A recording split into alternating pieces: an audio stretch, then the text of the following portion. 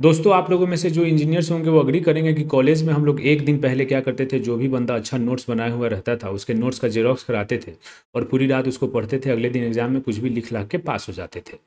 तो एक दिन पढ़ने वाला जो चीज़ है सिविल सर्विसेज में ऑफ कोर्स थोड़ा-सा पहले से पढ़ना होता है, बट एक दिन पहले जो पढ़ने वाला चीज़ है यहाँ भी बहुत इंपॉर्टेंट है, क्योंकि जो भी क्रिटिकल एरियाज़ हैं जहाँ से क्वेश्चन आते ही आते हैं उसको एक दिन अगर हम लोग पहले पढ़ते हैं, उसको रिवाइज़ करते हैं तो वहाँ से क्वेश्चन आते हैं और फिर हमारा सही होता है। बजट उसी तरीके का चीज़ है। इसमें हम लोग यूनियन बजट करेंगे, इंडिया का जो बजट है उसको करेंगे 10 से 15 मिनट में। बिहार का बजट अगर आपको करना है उसमें डाउट है तो हम लोगों ने पहले ही इस पे वीडियो लाया हुआ है, उसको आप देख लेना जाके। देखो दोस्तों, जब तीसरी मोदी सरकार आती है तो उसके बाद में 23 जुलाई को जो वित्त मंत्री हैं उन्होंने फुल बजट प्रेजेंट किया था।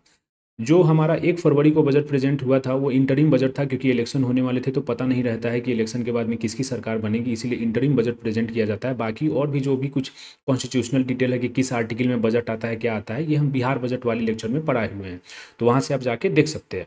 तो इसमें हम लोग क्या करेंगे, थोड़ा सा डेटा वगैरह देखेंगे जो इंपॉर्टेंट चीज़ें हैं।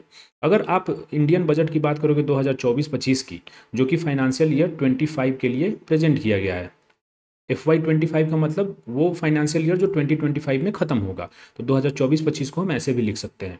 इसमें हमारा टोटल जो एक्सपेंडिचर है दोस्तों वो 48.2 लाख करोड़ है।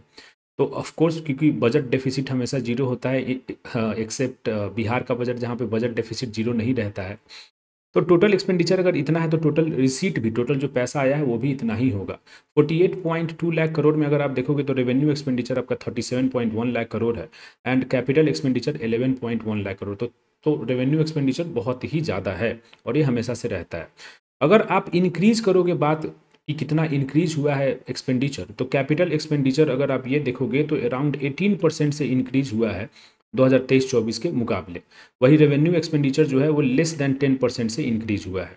बजट जो आपका है वो लेस देन 10% से इंक्रीज हुआ है। तो ये जो है ना दिखाता है कि हमारा क्वालिटी ऑफ एक्सपेंडिचर बढ़िया हो रहा है, क्योंकि कैपिटल एक्सपेंडिचर से हम लोग क्या करते हैं, एसेट्स क्रिएट करते हैं। वो ड्यूरेबल जो है हमें आउटपुट देता रहता है, रिटर्निंग आउटपुट देता है। रेवेन्यू एक्सपेंडिचर क्या है, कमिटेड एक्सपेंडिचर होता है जिससे ज़्यादा हमें रिटर्न्स नहीं मिलते हैं। तो ये चीज़ अच्छा चीज़ है। इनफैक्ट सरकार हमेशा ही इंफ्रास्ट्रक्चर पे बहुत ज़्यादा जो है जोर देती रही है ना। टोटल रिसीट आपको जो है 48.2 लाख करोड़ है। इसमें रेवेन्यू रिसीट जो है 31.3, जो कि बढ़ा है 27.3 से, और कैपिटल रिसीट आपका है 16.9 लाख करोड़। इसमें जो ज़्यादा आपका कैपिटल रिसीट है वो डेट क्रिएटिंग है, जिससे कि कर्जा होता है। तो अगर आपको डाउट है कि बजट के कौन कौन से पार्ट होते हैं तो अभी वो टाइम नहीं है, आप कहीं लेक्चर में जाके देख लीजिएगा। फिजिकल डेफिसिट की अगर हम बात करें तो ये 4.9% एस्टिमेट किया गया है। जो बजट आपका आता है वो अगले साल के लिए इस 2024-25 में कैसा होगा एस्टिमेट उसकी बात करता है। तो फिजिकल डेफिसिट जो है वो भी इम्पॉर्टेंट एक पैरामीटर होता है, मैक्रो इंडिकेटर होता है to know the health of Indian economy. तो 4.9% अच्छा कहा जाएगा। ये 16.1 लाख करोड़ आता है हमारा फिजिकल डेफिसिट। ठीक है। उसके बाद में अगर रेवेन्यू डेफिसिट की बात करोगे तो ये आपको है 1.8% एस्टिमेट किया गया है। ठीक है, दैट इज़ 5.8 लाख करोड़। तो सब चीज़ अगर आप देखोगे तो कम हुआ है, 2.68, 1.8। इफेक्टिव रेवेन्यू डेफिसिट 1.6 से 0.6 हुआ है। प्राइमरी डेफिसिट क्या है आपको 2% से 1.4% हुआ है। तो ये सब कम हुआ है। इफेक्टिव रेवेन्यू डेफिसिट क्या होता है दोस्तों, जो भी रेवेन्यू डेफिसिट है उसमें से आप वो कैपिटल एक्सक्लूड कर देते हो जो ग्रांट्स इन एड के तौर पे दिया गया था स्टेट्स को, और उस ग्रांट का यूज़ करके स्टेट्स ने क्या किया है, कैपिटल क्रिएट किया है। ठीक है, तो वो चूंकि कैपिटल क्रिएट किया है तो रेवेन्यू डेफिसिट का पार्ट नहीं होगा। प्राइमरी डेफिसिट क्या होता है, वो पार्ट रेवेन्यू डेफिसिट का उसमें से सब्ट्रैक्ट करते हो जो इंटरेस्ट के लिए यूज़ किया गया है।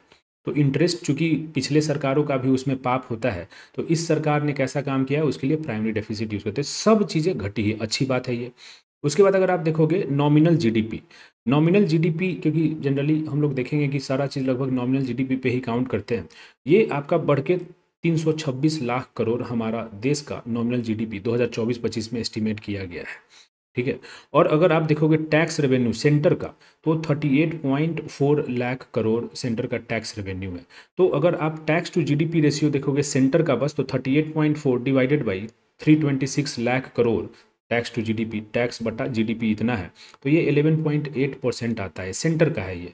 स्टेट का मिलाओगे तो 5-6% स्टेट का आता है। तो टोटल टैक्स टू जीडीपी अभी 17% के आसपास में आपका हो जाता है। ठीक है, पहले ये 15-16% था, अभी थोड़ा सा बढ़ गया है, and that requires a lot of structural changes in the economy, जो कि सरकार कर पाई है, तो it is a very laudable thing. Nominal growth की अगर हम लोग बात करें दोस्तों, तो 10.5% रहने की संभावना है। अभी 2023-24 में 9.6% था, तो ये अच्छा है। एक और चीज़, रियल जीडीपी देखो 7 से 8% के बीच में रहता है नॉमिनल जीडीपी, क्योंकि उसमें इन्फ्लेशन भी रहता है, इसीलिए थोड़ा ज़्यादा रहता है। आपको पता है कि नॉमिनल जीडीपी से रियल जीडीपी लाने के लिए हम लोग जीडीपी डिफ्लेटर यूज करते हैं, ठीक है ना, जो डिफ्लेट करता है, बेसिकली जो प्राइस का चेंज है उसको डिफ्लेट करने के लिए हम लोग जीडीपी डिफ्लेटर यूज करते हैं। ओके, बजट का फोकस एरिया है, देखो हमेशा मोदी जी कहते रहते हैं कि हमारे देश में वो जो जाति हम लोग जानते हैं कि हाँ ये जात वो जात, हमारे देश में 4 मेजर कास्ट क्या हैं, मोदी जी बोलते हैं पुअर, जो गरीब लोग हैं, जो औरतें हैं, जो जवान लोग हैं और जो किसान हैं, ये 4 कास्ट हैं और इनको जो है हमें सपोर्ट करना पड़ेगा, ठीक है। और 4 मेजर थीम्स इस बार बजट का क्या है, एम्प्लॉयमेंट देना, स्किल करना, एमएसएमई को सपोर्ट करना और मिडिल क्लास को सपोर्ट करना। इसके पहले अगर आप बजट को देखोगे तो बजट हमेशा इंफ्रास्ट्रक्चर ये सब की बात करता था कि इंफ्रास्ट्रक्चर क्रिएट करेंगे, सप्लाई चेन में जो भी बॉटल नेक्स है उसको हम लोग हटाएंगे। लेकिन इस बार अगर आप देखोगे तो, और वो सब क्या था, टॉप टू बॉटम अप्रोच था कि भाई बड़ा बड़ा रोड बना देंगे, फैक्ट्रीज ये करेंगे वो करेंगे, तो उससे क्या होगा कि हमारा जीडीपी बढ़ेगा। वो सब टॉप टू बॉटम टाइप का अप्रोच था। ये है बॉटम अप अप्रोच, एम्प्लॉयमेंट देना, स्किल देना, जो अनस्किल्ड यूथ है, एमएसएमईज, जो माइक्रो इंटरप्राइजेज है, स्मॉल एंड मीडियम इंटरप्राइजेज है, उनको हेल्प करना, मिडिल क्लास को हेल्प करना। तो this budget is focusing on bottom up approach, ठीक है बात। अब देखो विकसित भारत का एक हमारा गोल है, एजेंडा है, 2047 तक हमें विकसित भारत बन जाना है, और उसके लिए अलग अलग हमारे प्रायोरिटीज़ इस बार बजट ने सेट किया हुआ है, और ये प्रायोरिटीज़ ना आप देखना चलते रहेगा, आगे में भी ये चलता रहेगा, एंड देयरफॉर ये मेंस में भी आने का बहुत ज़्यादा चांस है। तो आपके लिए मेंस के लिए बहुत इंपॉर्टेंट है। देखो इसमें 9 प्रायोरिटीज इस बार सेट किया गया है बजट में। उसमें पहला है एग्रीकल्चर, एग्रीकल्चर में प्रोडक्टिविटी बढ़ाना है। हमारे देश में कल्टिवेबल लैंड बहुत ज़्यादा है, but the productivity is very less. हम लोग चाइना से भी कम, बहुत कम प्रोडक्टिविटी वाले देश हैं। 2.5 टाइम्स जो है हमारा कम प्रोडक्टिव है एग्रीकल्चर, ठीक है। तो क्योंकि हमारा आउटपुट उतना नहीं हो पाता है, even though we have cultivable land. Resilience हमारे एग्रीकल्चर की बढ़ानी पड़ेगी। ग्लोबल वार्मिंग, क्लाइमेट चेंज का ये ज़माना है, और वहाँ पे हमारे क्रॉप्स को, हमारे एग्रीकल्चर को रेजिलियंट बनना पड़ेगा टुवर्ड्स डिफरेंट वेदर इवेंट्स। और इसके लिए सरकार ने अलग अलग जो है चीज़ें इसमें लेके आई है, जैसे एग्रीकल्चर में रिसर्च करेंगे, है ना, कि किस तरीके से क्लाइमेट रेजिलिएंट क्रॉप्स को बढ़ाए, प्रोडक्टिविटी किस तरीके से बढ़ाए। ऑयल सीड्स में आत्मनिर्भरता लाने की बात करते हैं। देखो अगर आप ऑयल सीड्स की बात करोगे तो हम लोग बहुत ज़्यादा 50% से ज़्यादा हम लोग इंपोर्ट करते हैं, जैसे मस्टर्ड, ग्राउंड नट, सीसम, सोयाबीन, सनफ्लावर, ये सब जो है ना हम यहाँ पे बढ़ाना चाहते हैं, सो दैट वी बिकम आत्मनिर्भर। इंडिया की अगर बात करें दोस्तों, हमारा इंडिया जो है वो डबल ऑयल प्रॉब्लम से जूझता है। हम लोग पढ़ते हैं मेंस के लिए, जिसमें हम लोग 2 टाइप का ऑयल इंपोर्ट करते हैं, एक तो पेट्रोल डीजल इधर गल्फ एरिया से, और एक आपका पाम ऑयल इंडोनेशिया ये सब से। तो एक जो है खाना में जो यूज होता है वो भी हम लोग इंपोर्ट करते हैं, और जो गाड़ी वगैरह में यूज होता है वो भी ऑयल हम लोग इंपोर्ट करते हैं। तो हम लोग चाहते हैं कि ऑयल सीड्स में आत्मनिर्भरता आ जाए, ठीक है। उसके बाद में हम लोग दोस्तों क्या कर रहे हैं कि न्यू वैरायटीज़ को क्रिएट कर रहे हैं, मतलब अलग अलग जो है ना, मतलब थोड़ा सा क्रॉप्स का न्यू वैरायटीज़ लेके आएंगे जो कि ज़्यादा क्लाइमेट रेजिलिएंट होगा। तो 32 क्रॉप्स के 109 न्यू यील्डिंग वैरायटीज़ लेके आ रहे हैं। उसके बाद में हम लोग देखो यहाँ पे अगर वेजिटेबल्स वगैरह की बात करोगे, फ्रूट्स वगैरह की बात करोगे, तो हमारे देश में बहुत ज़्यादा पोस्ट हार्वेस्ट लॉस होता है, कि एक बार जब आपके पास में फल सब्जी ये सब आ जाता है तो उसको स्टोर करने के लिए सही हमारे पास कोल्ड स्टोरेज ये सब नहीं होता है, जिसकी वजह से वो बर्बाद हो जाता है। आपको ट्रांसपोर्ट करना है, मार्केट में लेके जाना है, आपको उतना जो है ना, मतलब तब तक वो ख़राब हो जाएगा मार्केट में जाते जाते।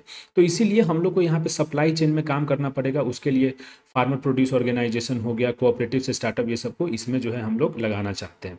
नेचुरल फार्मिंग, देखो हमारा देश अगर देखोगे दोस्तों, तो पहले जेनेटिकली मॉडिफाइड क्रॉप्स पे फोकस किया, उसके बाद में हम लोग ऑर्गेनिक फार्मिंग पे फोकस किए, है ना। उसके बाद में अब हम लोग नेचुरल फार्मिंग पे फोकस कर रहे हैं।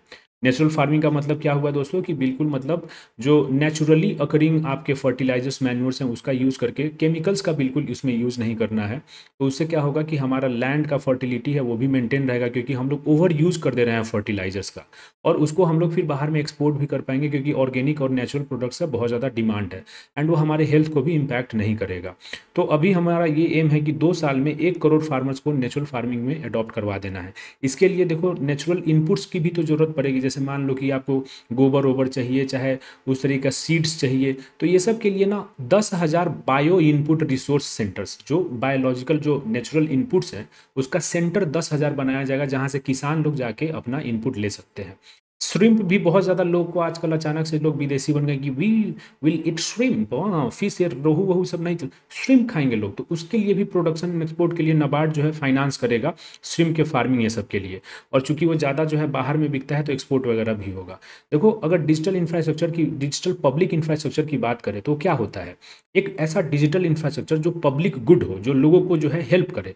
जैसे मान लो कि आपका यूपीआई है, तो यूपीआई तो पूरे देश में लोगों को हेल्प किया है, यूपीआई तो फ्री ऑफ कॉस्ट है ना, और सबको हेल्प करता है, राइट। उसी तरीके से अगर आप देखोगे जनधन, आधार, ये सब जो चीज़ें हैं, ये सब डिजिटल पब्लिक इंफ्रास्ट्रक्चर है जिसने बहुत ज़्यादा हेल्प पहुंचाया है। आयुष्मान भारत ये सब हो गया। उसी तरीके से हम एग्रीकल्चर में भी डिजिटल पब्लिक इंफ्रास्ट्रक्चर लेके आना चाहते हैं। तो इसके लिए क्या होगा कि अगले 3 साल में हमारे सारे फार्मर्स और उनके लैंड को कवर कर देना है, ठीक है।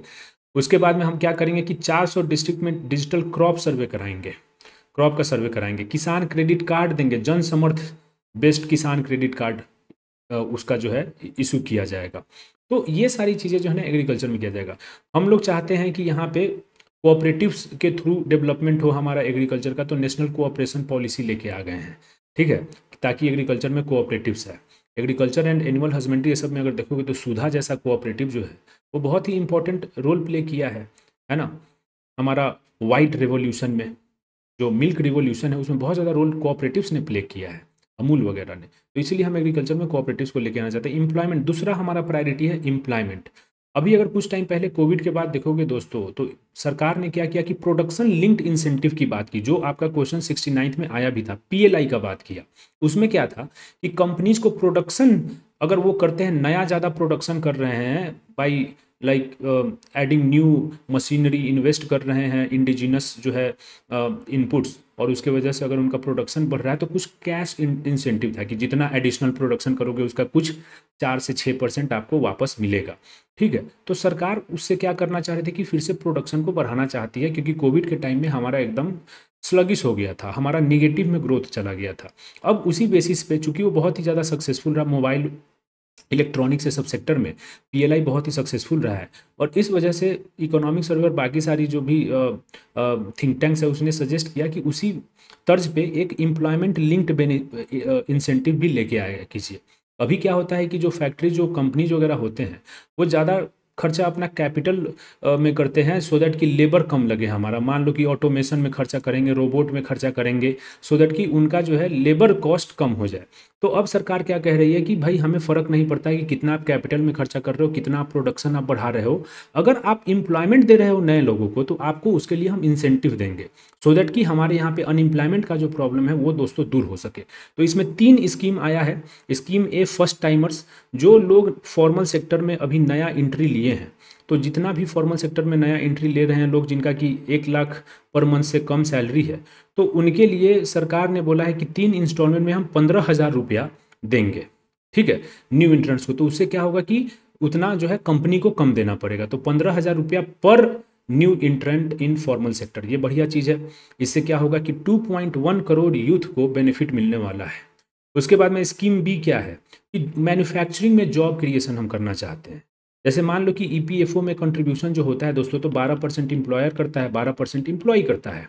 तो उसमें क्या है कि ये इंसेंटिव जो है ना, ये एम्प्लॉयज़ एंड एम्प्लॉयर्स दोनों को ये बेनिफिट मिलने वाला है इसमें, कि जितना ये कंट्रीब्यूशन कर रहा है, जितना ये कंट्रीब्यूशन कर रहा है, उसके हिसाब से गवर्नमेंट जो है कुछ जो है सम गवर्नमेंट भी कंट्रीब्यूट करेगी, ठीक है। और ये 4 साल तक कंट्रीब्यूट करते रहेगी ऐसे ही गवर्नमेंट। अब एग्जैक्ट कितना करेगी वो अभी डिटेल इसमें नहीं है, वो बाद में डिटेल्स आएगा। इससे 30 लाख यूथ को फ़ायदा होगा। उसके बाद में एम्प्लॉयर्स को अलग से बेनिफिट मिला है, जिसमें कि कोई भी नया एम्प्लॉय अगर ये लेके आ रहे हैं जिनका सैलरी 1 लाख से कम है, तो उसमें 3,000 पर मंथ ईपीएफओ जो कंट्रीब्यूशन है, ठीक है, ये सरकार दे देगी। जो भी एम्प्लॉयर जो है कंट्रीब्यूट कर रहा है उसमें सरकार इतना जो है ये दे देगी 3,000 रुपया।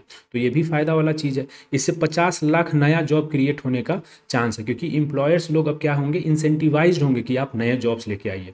तो इस हिसाब से 50, 30, 80 और 210 मतलब 2.9 करोड़ जो है जॉब्स नए क्रिएट होने के इससे चांसेज है। उसके बाद में अगर यूथ की बात करें दोस्तों, तो स्किलिंग भी बहुत ही इंपॉर्टेंट है, क्योंकि यहाँ पे हमारे देश में स्किल का बहुत ही ज़्यादा प्रॉब्लम है। 4% ही स्किल्ड हमारे पास में वर्कफोर्स है। तो इसी के लिए 5 साल में अगले 20 लाख यूथ को स्किल करने का बात किया गया है। इसके लिए जो इंडस्ट्रियल ट्रेनिंग इंस्टीट्यूट होता है, ITIs, उनको अपग्रेड किया जाएगा, सो दैट कि इंडस्ट्री की जो डिमांड है उसके हिसाब से आप उनको ट्रेन कीजिए।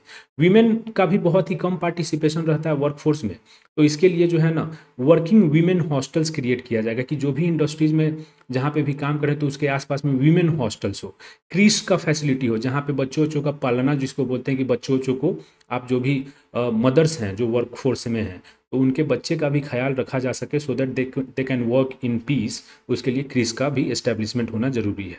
तीसरा जो आपका प्रायोरिटी है कि इंक्लूसिव होना चाहिए, जो हमारा डेवलपमेंट है, जो ह्यूमन रिसोर्स का डेवलपमेंट हम कर रहे हैं वो इंक्लूसिव होना चाहिए और सोशल जस्टिस इंश्योर होना चाहिए। उसके लिए आपको पता है कि पूर्वोदय, जो जिसमें बिहार को भी बहुत ही ज़्यादा पैकेज मिला है, इसका हम बिहार वाले जो है स्पेशल में, बिहार स्पेशल वाला जो करंट अफेयर्स का सीरीज है उसमें हम बताए हुए हैं आपको। उसमें क्या है, विकास भी विरासत भी, जो ईस्टर्न पार्ट है उसका जो है ना बहुत ही रिच हेरिटेज है ना। हमारे बिहार का हो गया, चाहे उड़ीसा में कलिंगा था, चाहे आंध्र प्रदेश में सतवाहना डायनेस्टी, ये सब जो है ना बहुत ही विरासत वाले जगह हैं, लेकिन उनका डेवलपमेंट उतना अच्छे से नहीं हो पाया है। दे आर लाइक पुअर और lesser developed compare to the western states, right. जैसे महाराष्ट्र हो गया, गुजरात हो गया, पंजाब हो गया, ज़्यादा डेवलप्ड है। तो इसके लिए पूर्वोदय स्कीम लेके आया गया है, जहाँ पे ईस्टर्न स्टेट्स को, बिहार, झारखंड, वेस्ट बंगाल, उड़ीसा, आंध्र प्रदेश, ये सबको थोड़ा सा इकोनॉमिक इंसेंटिव दिया जाएगा। और इसमें जो है कितना दिया जा रहा है वो आपको पता है, आप जाके देख लीजिएगा।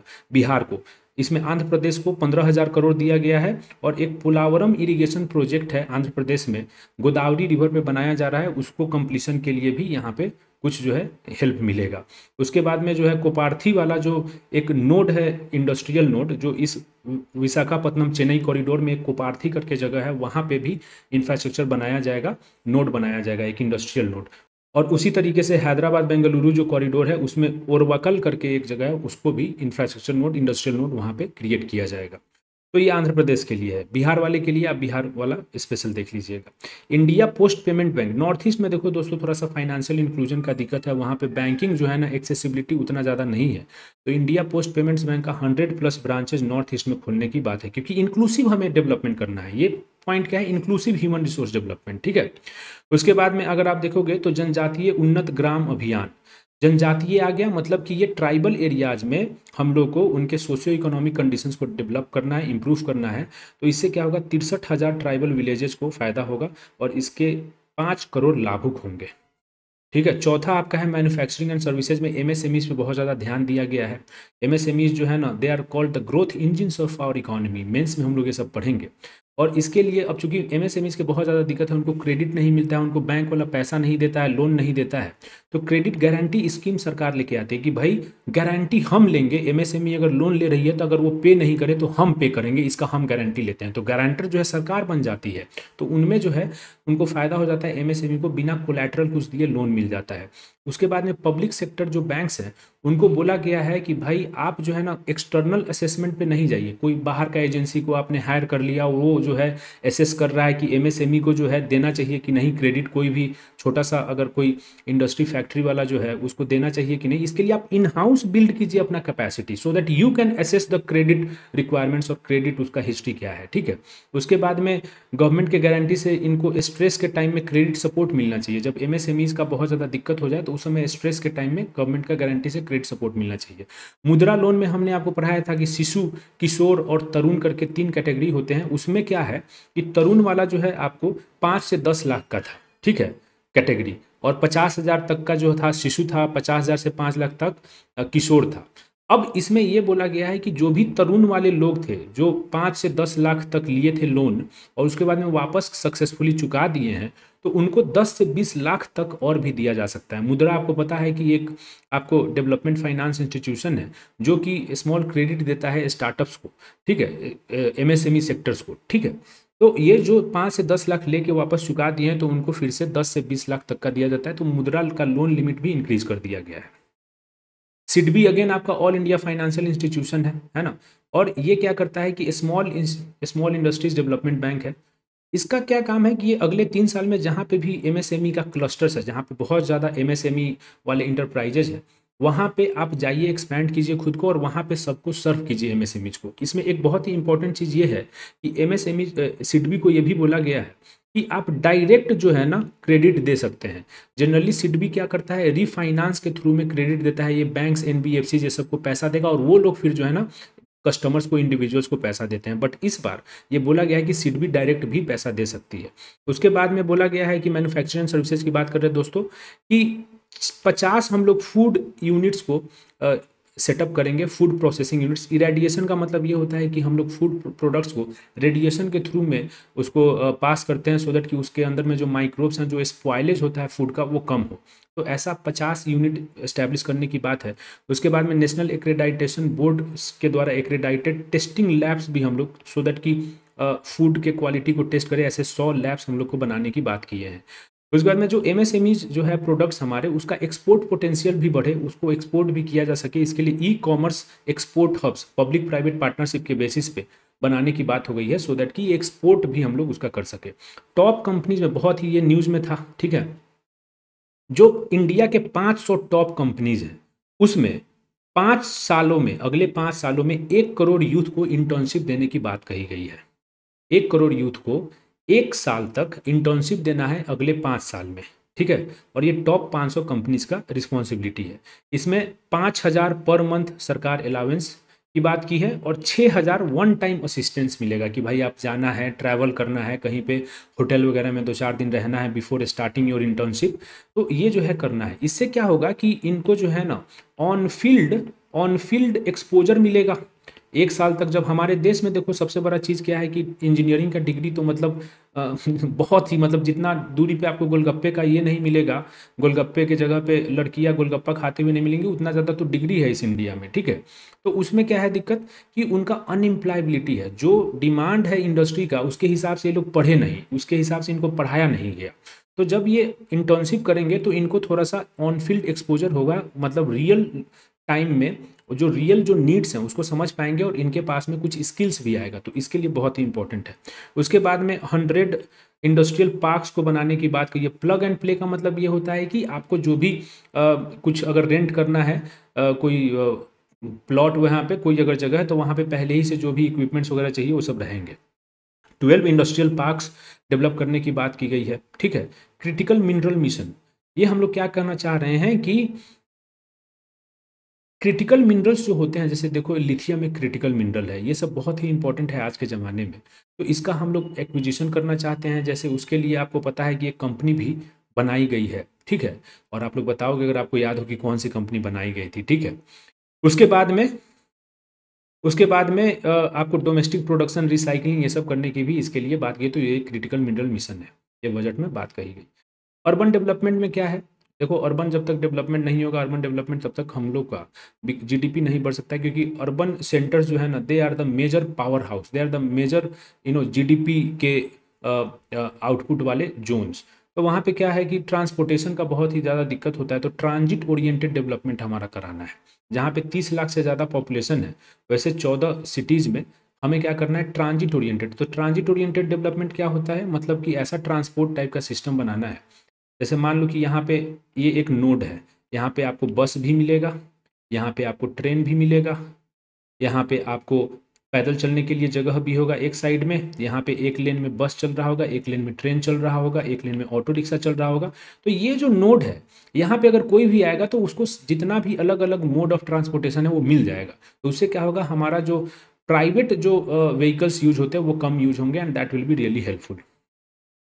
अभी देखो हम लोग जब आप मरीन ड्राइव जो जाते हो, गंगा सेतु ये पार करते हुए जो पटना के पास है, तो वहाँ पे क्या देखते हो कि एकदम पूरा हाट टाइप का लगा हुआ है। वहाँ पे स्ट्रीट फूड खाने के लिए एक A to Z जो है ना वैन्स लोग लगा के रखते हैं बहुत सारा। तो पीएम स्वनिधि सरकार लेके आई थी, जहाँ पे जो ठेला वाले लोग हैं उनको कुछ लोन देती थी सरकार। तो जब वो सक्सेस हुआ, तो अब ये सरकार बोल रही है कि हम लोग 100 ऐसे साप्ताहिक फूड हब्स या हार्ट्स ऐसे खोलेंगे, जो कि मतलब जहाँ पे स्ट्रीट वेंडर्स लोग जाएंगे, अपना ठेला लगाएंगे और वहाँ पे जो है ना अपना पानी पूरी ये सब बेचेंगे। वाटर मैनेजमेंट की अगर बात करें दोस्तों, तो जितने भी लार्ज सिटीज़ हैं वहाँ पे वाटर सप्लाई ये सब के लिए जो है ना प्रोजेक्ट्स शुरू किया जाएगा। पीएम आवास योजना का 2.0 जो अर्बन वाला स्कीम है, पीएम आवास योजना में एक रूरल काउंटर पार्ट है, एक अर्बन वाला पार्ट है। तो अर्बन 2.0 में 1 करोड़ पुअर और मिडिल क्लास जो शहरों में है उनको जो है इसमें आवास मिलेगा, और इसके लिए 10 लाख करोड़ का इन्वेस्टमेंट किया जाएगा। एनर्जी सिक्योरिटी की बात करें दोस्तों, हमारे देश में छठा ये पॉइंट है। इसमें क्या किया जाएगा कि पीएम सूर्य घर मुफ्त बिजली योजना। तो यहाँ पे सूर्य घर मतलब सोलर आपको हाउस टाइप का बनाना है, तो उसके लिए क्या है मतलब कि रूफ टॉप पे आप सोलर प्लांट्स लगा दीजिए। तो ऐसे 1 करोड़ हाउस होल्ड्स को जो है इसमें टारगेट है कि रीच करना है, जो कि 300 यूनिट पर मंथ जनरेट कर पाएंगे अपना सोलर इलेक्ट्रिसिटी। न्यूक्लियर एनर्जी की बात करें दोस्तों, तो एक तो हमारा होता है बहुत बड़ा न्यूक्लियर थर्मल पावर प्लांट, है ना, जहाँ पे हम न्यूक्लियर एनर्जी जनरेट करते हैं। अब क्या करेंगे कि हम चाहते हैं कि छोटा छोटा रिएक्टर टाइप का छोटा प्लांट्स बनाए, न्यूक्लियर प्लांट्स, उतना बड़ा स्केल पे नहीं बनाए, ठीक है, सो दैट कि वो अलग अलग जगह पे बन सके। तो उसको हम लोग ने नाम दिया है भारत स्मॉल रिएक्टर्स। तो ये स्मॉल मॉड्यूल वाले रिएक्टर्स होंगे, ये हम बेसिकली प्रमोट करना चाहते हैं। इसमें प्राइवेट सेक्टर के साथ में पार्टनरशिप भी करना है। अब इंफ्रास्ट्रक्चर की अगर बात करें तो देखो मोदी सरकार का बहुत ज़्यादा जो है ना इंफ्रास्ट्रक्चर पे ये फोकस रहा है। गति शक्ति, पीएम गति शक्ति योजना हो गया, ठीक है, और भी बहुत सारे जो है ना स्कीम्स रहे हैं, ठीक है, भारतमाला प्रोजेक्ट बहुत सारा है, ठीक है। तो उसमें जो है अभी हम लोगों ने देखा कि 11.11 लाख करोड़ कैपिटल एक्सपेंडिचर इस बजट में करने की बात की गई, विच इज़ 3.4% ऑफ जीडीपी। ये बहुत ज़्यादा है, ठीक है, मतलब बढ़ रहा है धीरे धीरे, पहले बहुत कम था। और इसके लिए स्टेट्स को कैपिटल इंफ्रास्ट्रक्चर, जो इंफ्रास्ट्रक्चर है उसके लिए स्टेट्स को भी 1.5 लाख करोड़ का लोन दिया जाएगा इंटरेस्ट फ्री, कि आप कैपिटल जो है उसमें आप एक्सपेंडिचर कीजिए। उसके बाद में जहाँ पे भी जैसे मान लो कि कोई बहुत बड़ा प्रोजेक्ट होता है जो कि प्राइवेट सेक्टर के लिए वायबल नहीं होता है, कि जैसे रोड बनाना है, तो बहुत उसमें पैसा लगता है शुरुआत में, और उसमें रिटर्न्स जो है ना बहुत टाइम बाद आता है। पहले रोड बनेगा पूरा, उसके बाद में टोल टैक्स तब आपको आएगा, तब आपको पैसा आएगा, बहुत सालों लगता है। और प्राइवेट सेक्टर जो है ना उसके पास में उतना टाइम तक अब खुद को सस्टेन करने के लिए पैसा नहीं रहता है बहुत केस में। तो उस केस में जो है वायबिलिटी गैप फंडिंग किया जाता है, कि कुछ पार्ट जो है सरकार दे देगी so that you can continue on that project. तो यहाँ पे प्राइवेट सेक्टर का भी प्रमोशन इसमें इंफ्रास्ट्रक्चर डेवलपमेंट में किया जाएगा थ्रू वायबिलिटी गैप फंडिंग। प्रधानमंत्री ग्राम सड़क योजना का फेज 4 स्टार्ट हुआ है। देखो कहीं कहीं पे ऐसे जगह है जहाँ पे पहले सड़क तो नहीं बनी थी क्योंकि बहुत कम लोग रहते थे, कुछ कुछ ऐसा क्लस्टर्स था जहाँ पे बहुत कम लोग रहते थे, लेकिन अब वहाँ पे आबादी बढ़ गई है, तब वहाँ पे सड़क का ज़रूरत है। तो ऐसे 25,000 रूरल हैबिटेशन, 25,000 ऐसे रूरल हैबिटेशन जहाँ पे पॉपुलेशन इंक्रीज की वजह से अब रोड की ज़रूरत पड़ गई है, तो वहाँ पे ऑल वेदर कनेक्टिविटी वाला रोड बनेगा। इरिगेशन और फ्लड मिटिगेशन ये सब की बात करें तो बिहार, असम, हिमाचल प्रदेश, उत्तराखंड, सिक्किम, ये सब जगहों में आपको फ्लड मिटिगेशन, इरिगेशन ये सब के लिए भी पैसा मिला है।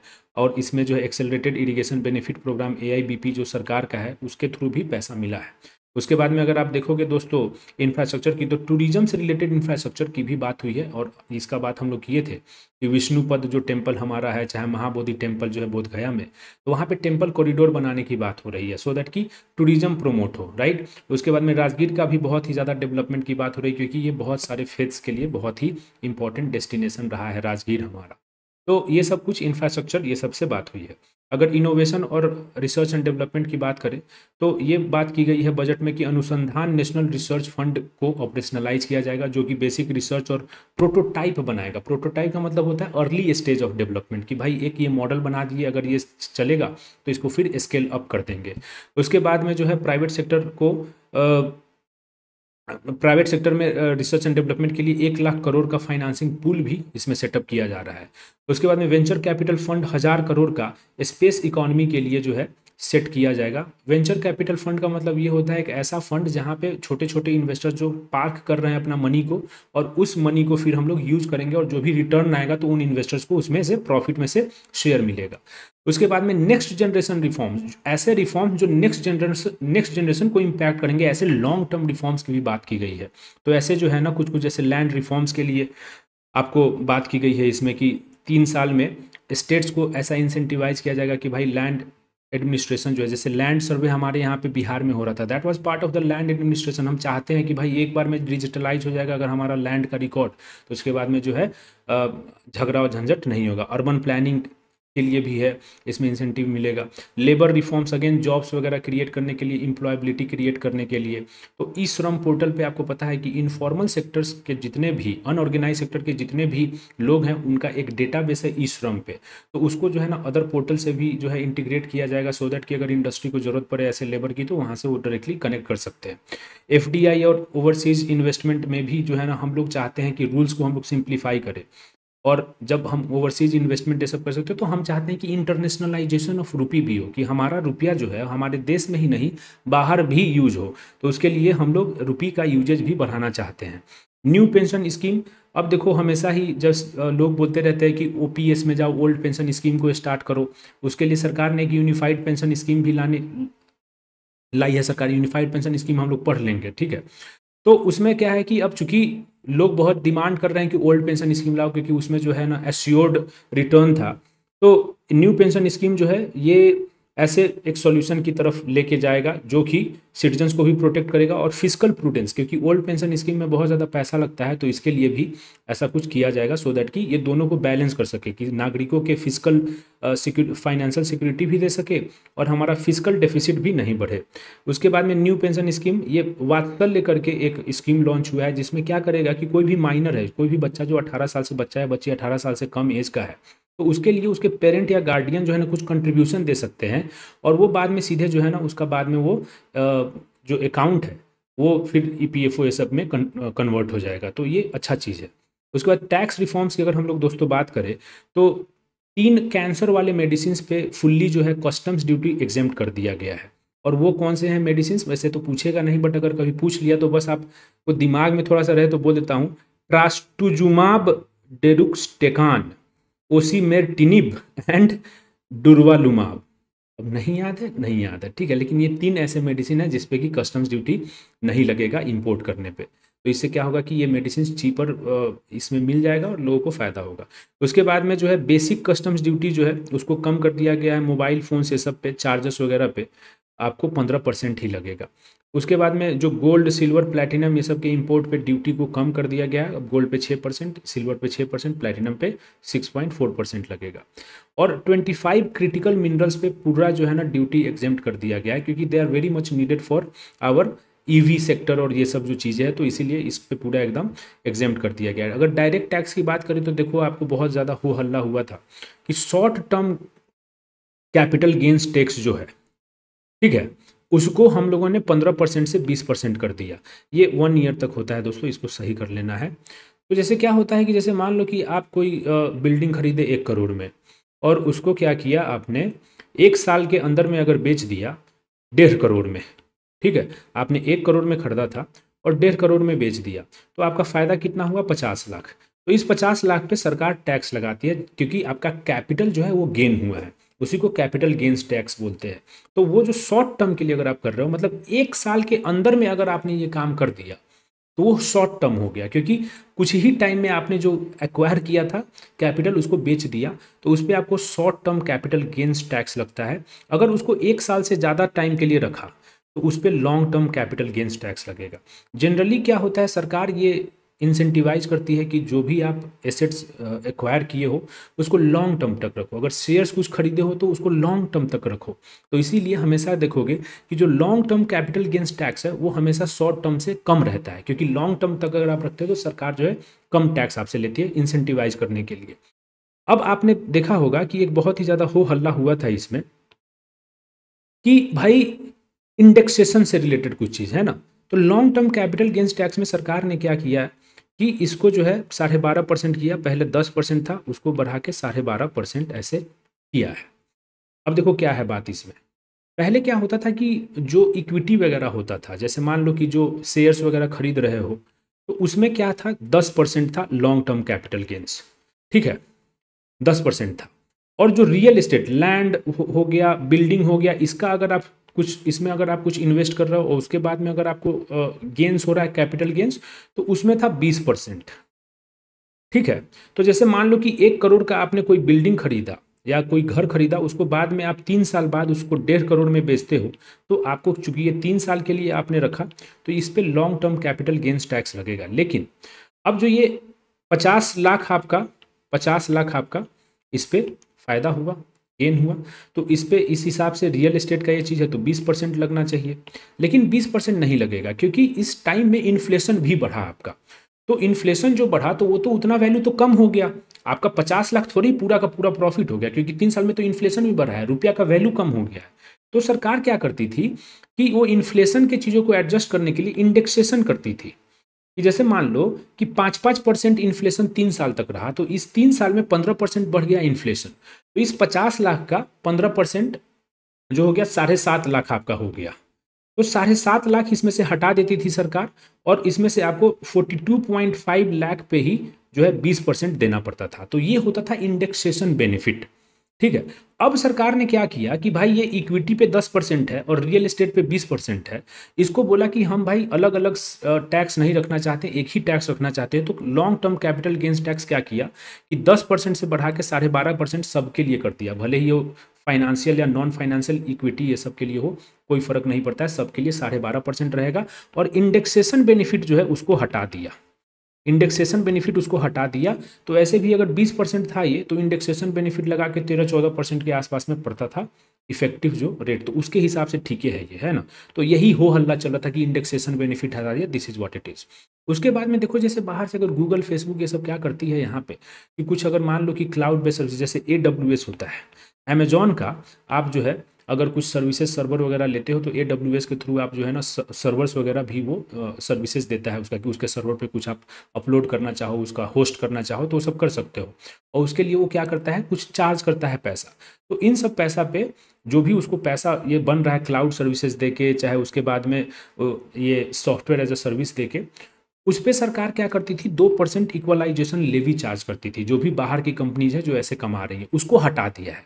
लेकिन एक और इक्वलाइजेशन लेवी है दोस्तों, वो क्या किया है, 6% इक्वलाइजेशन लेवी लगती है जो एड्स कमाती है। जैसे मान लो कि गूगल जो है यहाँ पे एड्स बहुत कमाती है, जो भी इंडिया में अगर कुछ उसका एड्स चल रहा है ना, तो एड्स जो कमाती है गूगल चाहे और भी कोई कंपनी, उस पर 6% एड रेवेन्यू पे टैक्स लेती है सरकार, वो अभी भी वैलिड है। बस जो सर्विसेज दे रही है कुछ कुछ, क्लाउड सर्विसेज हो गया, सॉफ्टवेयर एज अ सर्विस हो गया, तो उसके लिए जो 2% एक्स्ट्रा जो इक्वलाइजेशन लेवी लगता था अलग से, उसको हटा दिया है। लेकिन 6% जो एड रेवेन्यू पे जो टैक्स लगता था वो अभी भी इक्वलाइजेशन लेवी लग रहा है। एंजल टैक्स क्या होता था दोस्तों, ऐसे कंपनीज कुछ होते हैं जो कि अनलिस्टेड हैं, स्टॉक मार्केट में अभी वो लिस्टेड नहीं है। अब मान लो कि स्टॉक मार्केट में लिस्टेड नहीं है तो उसका वैल्यूएशन कैसे होगा, राइट, वो एक बहुत बड़ा चैलेंज है। तो क्या होता था पहले, इन्वेस्टर्स लोग जो एंजल इन्वेस्टर्स होते थे जिनके पास में पैसा बहुत ज़्यादा है, तो जब वो इन्वेस्ट करते थे तो ये कंपनी जो शुरुआत के कंपनी है जिनको अभी लिस्ट भी नहीं किया गया है, उनका वैल्यूएशन बहुत हाई करके वो इन्वेस्ट करते थे। ठीक है, उनका वैल्यूएशन बहुत हाई करके इन्वेस्ट करते थे। और तो फिर ना क्या कर दी सरकार, ये बोली कि भाई ये जो आपने हाई किया है वैल्यूएशन, ये जो आपने वैल्यूएशन हाई किया है, तो जो भी डिफरेंस है, जितना एक्चुअली इसका वैल्यूएशन होना चाहिए और जितना आपने इसको जो है इन्फ्लेट किया है, वो बेसिकली इनकम माना जाएगा कंपनी का, और उस पर हम लोग टैक्स लेंगे, दैट इज एंजल टैक्स। अब उसका एक्चुअल वैल्यूएशन क्या है वो कैसे आप कैलकुलेट करोगे, बिकॉज वो तो शेयर मार्केट में, स्टॉक मार्केट में तो लिस्टेड है ही नहीं। तो वो बहुत ही बड़ा इशू था, इसीलिए एंजल टैक्स जो है हटा ही दिया है सरकार ने। ठीक, उसके बाद में एक इनकम टैक्स रिजीम नया वाला आया है। देखो एक पुराना वाला रिजीम था जो पहले चलता था, बीच में 2023-24 में एक नया इनकम टैक्स रिजीम आया और उसको फिर से अभी 2024-25 में चेंज कर दिया गया है। तो अभी नया वाला जो रिजीम है उसमें कितने स्लैब है, 1 2 3 4 5 6 स्लैब्स हैं। उसमें 0 से 3 लाख तक नील लगेगा आपको टैक्स, उसके बाद 3 से 7 लाख तक 5, 7 से 10%, 10 से 12 लाख तक 15%, 12 से 15 लाख तक 20% और 15 लाख से ऊपर में 30% आपको टैक्स लगता है। तो ये 6 स्लैब्स हैं, ये अभी नया बजट ने इसको ये लेके आया है। अब ये सब ठीक है, ये सब हटाओ, उतना ज़रूरत नहीं है। तो इसी के साथ में दोस्तों बजट समाप्त होता है। आई होप कि आपको अच्छा लगा होगा।